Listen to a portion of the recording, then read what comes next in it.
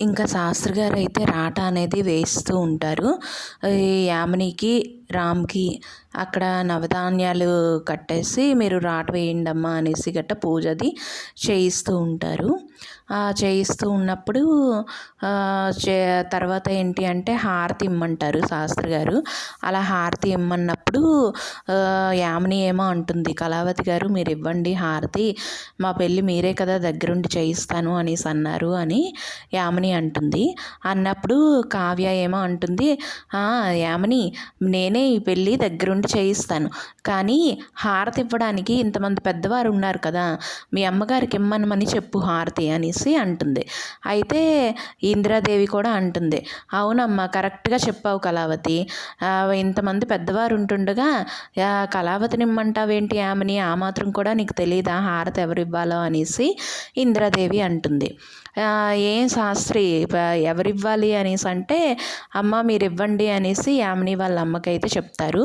ఆ యామిని వాళ్ళ అమ్మగారేమో హారతి ఇస్తూ ఉంటారన్నమాట రాటకి.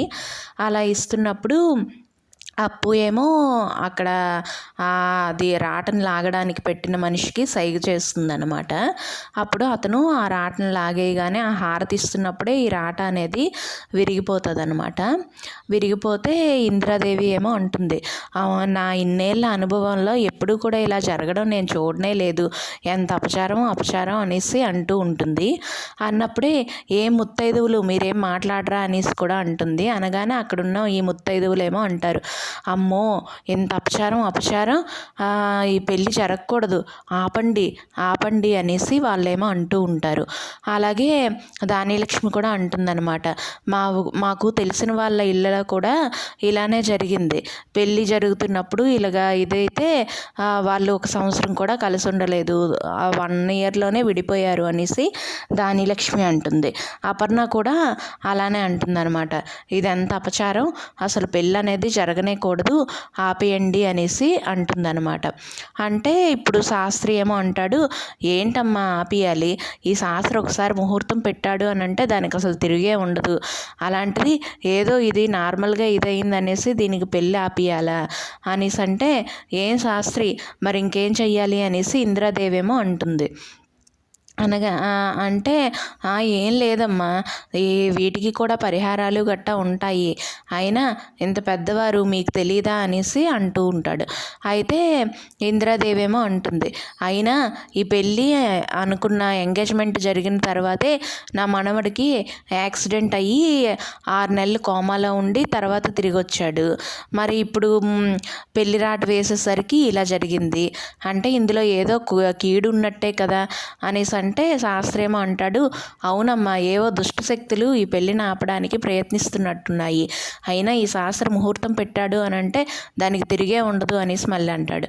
అప్పుడేమో ఇందిరాదేవేమో అంటుంది, మరి ఇప్పుడు ఏం చెయ్యాలో నువ్వే చెప్పు శాస్త్రి, ఈ పెళ్ళిని ఆపేయడమే మంచిది కదా అనేసి గట్ట అంటే శాస్త్రి గారేమో అంటారు, అలా ఏం లేదమ్మా, దీనికి కూడా పరిహారం ఉంది, ఈ దుర్గాదేవికి పూజ చేస్తే ఆ దోషాలన్నీ తొలగిపోతాయి, దానివల్ల ఏ ప్రాబ్లం కూడా ఉండదు అనేసి అంటే యామిని ఏమో అంటుంది, అయితే తొందరగా ఆ పూజ ఏదో చేయించండి అనేసి చెప్తుంది. చెప్తే వీళ్ళందరూ కూడా పూజ చేయించడానికి వెళ్ళిపోతారన్నమాట. వెళ్ళిపోతేనేమో ఇక్కడ ఇందిరాదేవిను అపర్ణాదేవి మాట్లాడుకుంటూ ఉంటారు, మనం ఎన్ని చేసినా కూడా ఈ పెళ్ళి ఆగడం లేదేంటి అత్తయ్య, ఆ శాస్త్రిగాడు అసలు ఆ మాటే వినడం లేదు, మనం ఇంకా ఏమైనా ఎక్కువగా మాట్లాడామంటే మనల్ని కొరికేలాగా ఉన్నాడు అనేసి అపర్ణాదేవి అనగానే ఇందిరాదేవి ఏమో అంటుంది, అవును ఈ శాస్త్రి గారికి కరెక్ట్గా ఇచ్చేయాలి అని అంటే ఒక బుల్డోజర్ లాంటి మనిషి కావాలి, అది ఎవరు అనేసి ఆలోచిస్తూ ఉంటారనమాట అపర్ణ ఇందిరాదేవి. అలా ఆలోచిస్తూ ఇద్దరికీ కూడా కనకమే గుర్తొస్తుంది.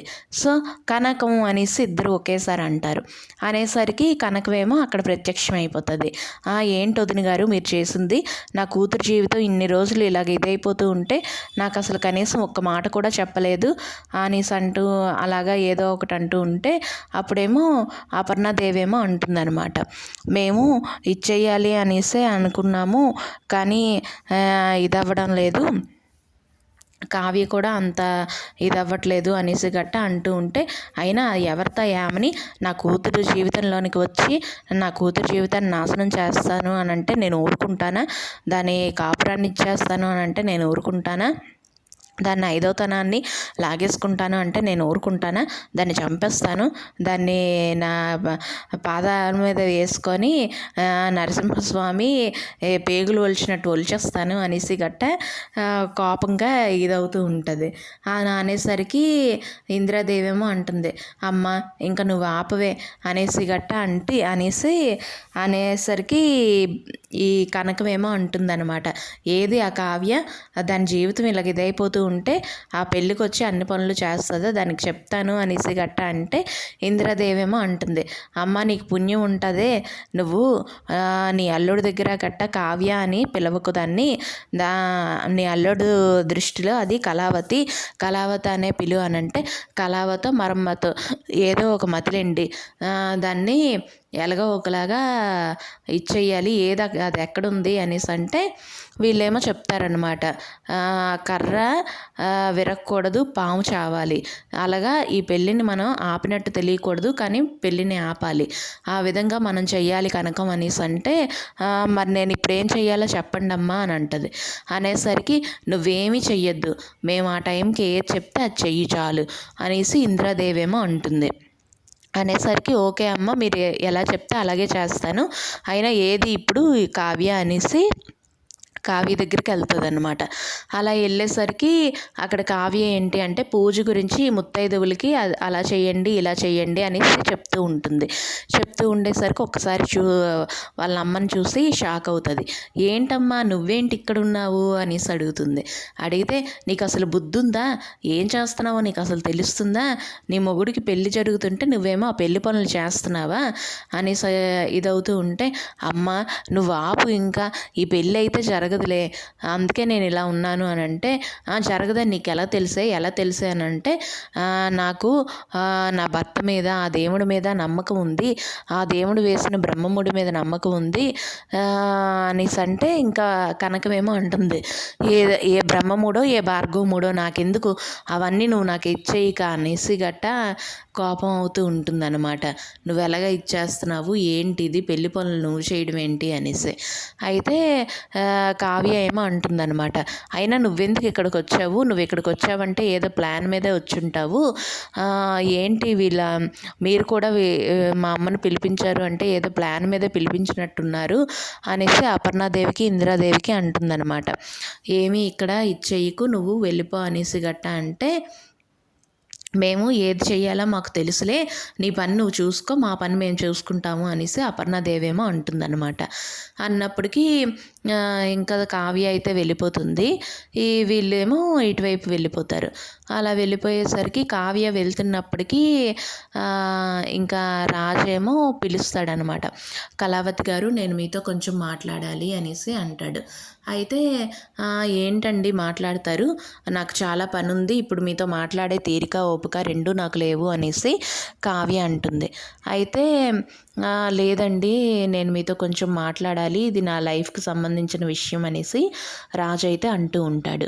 అనేసి తన చేతిని పట్టుకుంటాడనమాట వెళ్ళిపోతూ ఉంటే పట్టుకున్నప్పటికీ కావ్య ఏమో అంటుంది, ఏంటండి సొంత మీ భార్యని పట్టుకున్నట్టుగా నా చేయి పట్టుకుంటున్నారు అని అనగానే రాజు ఏమో అంటాడు, సారీ అండి, మీరు నేను చెప్తున్నా కూడా మాట వినకుండా వెళ్ళిపోతున్నారు కదా, అందుకని ఆపడానికని చేయి పట్టుకున్నాను అనేసి రాజేమో అంటాడు. అయితే కావ్య ఏమో అంటుంది, ఏంటో చెప్పండి మీది అని అంటే, నేను మీతో ఒక విషయం చెప్పాలండి, ఈ విషయం కనుక ఇప్పుడు చెప్పకపోతే ఇంకా ఎప్పటికీ కూడా చెప్పలేను, నేను ఇంకా ఆ గిల్ట్తోనే ఉండిపోతాను, ఇంకా దీన్ని ఎవరు రిగ్రెట్ చేయలేరు, నా బాధని మీతో చెప్పాలి అనేసి గట్ట అంటూ ఉంటాడు. ఈ మాటలు ఏంటి అంటే యామిని ఏమో వినస్తుంది అనమాట. వినేసి అక్కడికి వస్తుంది. వచ్చేసి ఏంటి బావా ఏంటి మీ ఫ్రెండ్ కళావతితో ఏం మాట్లాడుతున్నావు అనేసి అంటుంది. అంటే ఈ కావ్య ఏమో అంటుందన్నమాట, కరెక్ట్గా మేము ఇంకా ఏం మాట్లాడుకోనే లేదు, అంతలోనే నువ్వు వచ్చేసావు అనేసి రాజు అంటాడు. అనేసరికి కావ్య అంటుంది, అశుభ శకునాలు అలాగే వస్తాయిలేండి అనేసి. అయితే యామిని ఏమో అడుగుతుంది, ఏంటి కళావతి గారు ఏదో అంటున్నారు అని అంటే, ఏం లేదులేండి, మేము ఇంకా ఏం మాట్లాడుకోలేదులే యామిని, ఇంకా అతను ఏదో చెప్పాలి అని అనుకుంటున్నారు, ఈలోగా నువ్వు వచ్చేసావు, ఎలాగా మేము ఎక్కడున్నా కూడా నువ్వు వచ్చేస్తావు కదా అలాగనే అనేసి అంటూ ఉంటుంది. అయితే నెక్స్ట్ ఏంటి అంటే మళ్ళీ కావ్య ఏమో అడుగుతూ ఉంటుంది, మీకు ఎందుకండి ఇలాగా చేసుకుంటున్నారు అని అంటే తను చెప్తాడనమాట రాజు, ఇలాగ నాకైతే ఇష్టం లేదండి ఈ పెళ్ళి, కానీ యామిని ఏంటి అంటే సూసైడ్ అటెంప్ట్ చేసుకోవాలనుకుంది, తన్ని సేవ్ చేయడం కోసం నేను ఈ పెళ్ళి ఒప్పుకున్నాను అనేసి చెప్తూ ఉంటాడు. చెప్తూ ఉంటే ఈ కావ్య ఏమో అంటుందన్నమాట, పెళ్ళి అనేది ఎవరో చనిపోతామని బెదిరిస్తే వాళ్ళని చేసుకోవడం కాదండి, మన మనసుకు దగ్గరైన వాళ్ళని చేసుకోవాలి, అయినా మీ మనసుకి ఎవరు కూడా దగ్గరైనట్టు మీకు అనిపించలేదా అనేసి రాజ్కి అడుగుతుంది. అడిగేసరికి రాజేమో అంటాడనమాట, తన చేతిని తీసుకొని తన గుండెల మీద పెట్టుకొని మీరే వినండి నా హార్ట్ ఏం చెప్తుందో అనేసి రాజేమో అంటూ ఉంటాడు.